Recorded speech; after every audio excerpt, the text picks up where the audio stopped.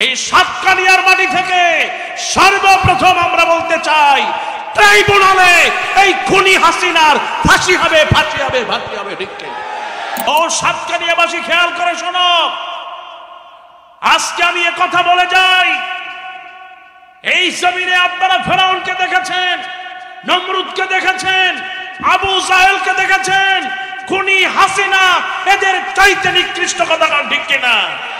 এই জন্য আগামীতে খুনি হাসিনার ফাঁসি হবে, এতে কোনো সন্দেহ। আল্লামা সাঈদীকে, মতিউর রহমান নিজামীকে, আব্দুল কাদের মোল্লাকে সেই জমিনে হত্যা করেছে, এই জমিনে তাদেরকেও ফাঁসিতে ঝুলাতে হবে। কথা ঠিক কিনা? আল্লামা সাঈদীকে যখন হত্যা করা হয়, তাকে মামলার আসামি করে ফাঁসির রায় দেওয়া হয়, ওই দিন জালেমরা মিষ্টি বিতরণ করেছিল, মনে আছে আপনাদের?